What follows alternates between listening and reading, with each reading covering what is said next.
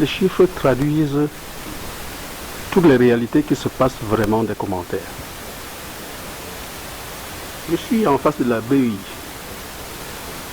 et c'est avec plaisir que j'apprends que la BEI a signé une convention avec CBC, CCA Bank.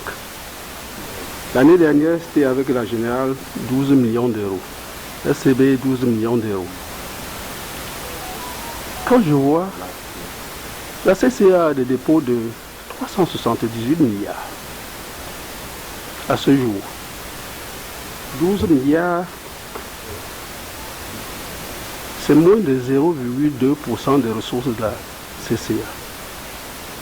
Quel est l'impact d'un financement de 12 millions d'euros à CCA? Quel est vraiment l'impact? Parce qu'en moins de 6 mois, ou dans l'interbancaire, CCA est capable de mobiliser les mêmes ressources. Vous allez me dire peut-être que ces ressources sont plus longues et qu'elles peuvent financer le haut du bilan. Mais je trouve quand même que les montants pour ces banques sont tellement réduits que je me demande à quoi cela sert. Moi, je suis à African First Bank. J'ai les ressources de 1400 milliards à la banque. Si la BEI vient demain et d'aventure me propose le financement de 12 millions d'euros, 20 millions d'euros, ça ne peut jamais m'intéresser. Pas du tout. Parce que c'est tellement petit. C'est la première chose que je voulais dire. Qu'est-ce que nous recherchons réellement? C'est pour impacter ou c'est seulement pour dire qu'on a fait? Et je continue. Aujourd'hui, on parle de start-up, on parle de l'innovation, on parle du numérique. Ces financements que vous octroyez aux banques sont-elles orientées vers un secteur précis? Est-ce qu'il y a une stratégie d'accompagnement, d'orientation, d'utilisation de ces fonds?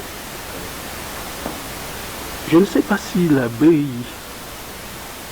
analyse l'intervention des autres partenaires.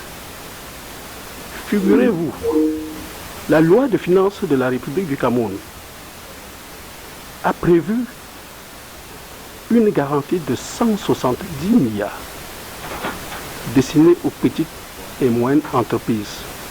Cette garantie va couvrir les risques à hauteur de 50%. Si les banques jouent le jeu réellement, et elles doivent jouer le jeu, quelle pourrait être la place de la BEI dans un environnement où l'État accorde déjà une garantie de presque 170 milliards? Vous verrez bien que les guichets de la BEI ne pourront même pas être sollicités compte tenu des possibilités qui sont ouvertes pour accompagner les petites et moyennes entreprises. Vous n'êtes pas le seul acteur. Vous n'êtes pas le seul acteur. Il y a la BID qui intervient dans le financement et l'accompagnement des petites et moyennes entreprises. Je voudrais dire, franchement, je voudrais bien comprendre pourquoi ces montants sont si petits.